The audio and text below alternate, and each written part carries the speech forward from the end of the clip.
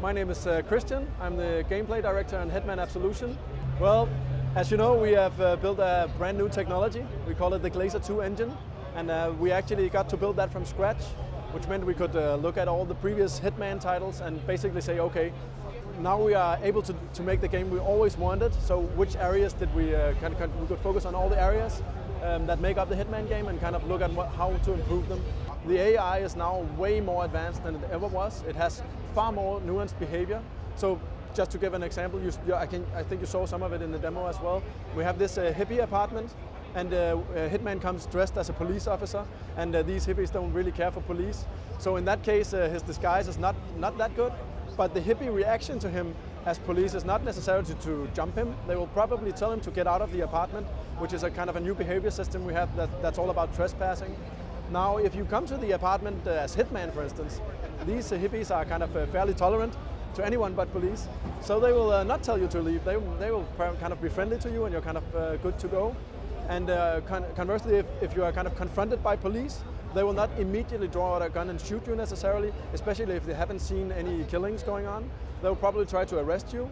And then again, that leaves you with the option to maybe back away from the police officer, maybe lure him into a dark corner and do stuff to him, or you can try to disarm him.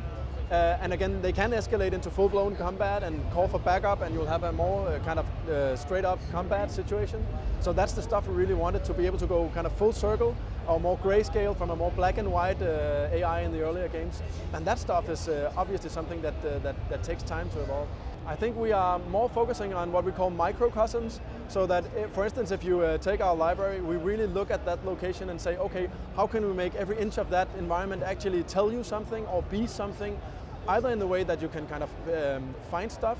In the library, Hitman finds a bust and he uses it as an improvised weapon, or an old power cord he uses as the fiber wire, all that stuff. And in the hippie apartment, obviously, he finds a bong. That's just how improvised weapons are kind of dressing the scene. But as you would imagine, we have a pretty creative design team, and they are constantly trying to one-up each other with both ideas, you know, just kind of, hey, I woke up this morning, wouldn't it be fun if we did this and this and this? Or simply just by competing against each other and doing the levels. Obviously, as you know, we have this silent assassin ranking that is kind of really what you should aim for if you are the true Hitman, if you will. And trying to do that in a new and different way, a lot of guys are trying to kind of one-up each other there. I think, again, building the technology from scratch and getting to ask ourselves what would we improve, we looked at basically two things, right? What can Hitman do and what can the AI do? And I think I already kind of described just how much the AI can do, so that will kind of, it can take Hitman on at any given time, at any given place, and actually do a quite advanced combat behavior, both with calling for reinforcements and trying to flank and all that stuff. So on that level, it's already more engaging, but we also knew we needed to get real busy in the kind of how does it feel to aim, how does it feel to shoot and all that stuff. And that's very much a part of the new game. As you also probably saw, there's a cover system in there that is obviously useful for combat. We also really worked on making it useful for stealth and kind of these fast avoidance situations. So yeah, I think we feel like that the game is supposed to be able to.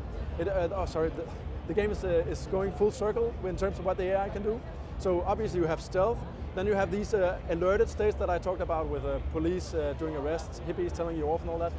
It can escalate to combat, and then it can actually go back and you can get into a hunting situation if you disengage from your enemies. And that's really what we wanted, this kind of a living, breathing AI.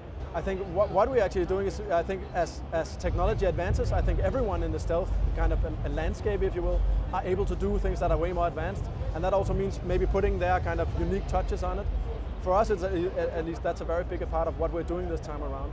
Really saying that stealth is something you can do, the AI will be able to respond, and then you have these all sorts of weird, small, crazy situations that can happen.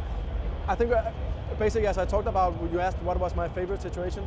What I really like is that if you have an advanced AI system, what's the real fun thing is actually when you do these ripple effects, like you do something, someone else hears maybe a gunshot, you have a dead body, you have the smoking gun, the AI starts to figure it out. Maybe you're dressed as police, so the two police officers come at you, you kill them off, okay, no witnesses left, the AI kind of goes blank, now your disguise works again, but another guy heard something, he's coming, and he sees this police officer, so what are you doing? All this where you kind of really get to improvise, and you really know that this is my own thing, like riding a wave almost, right?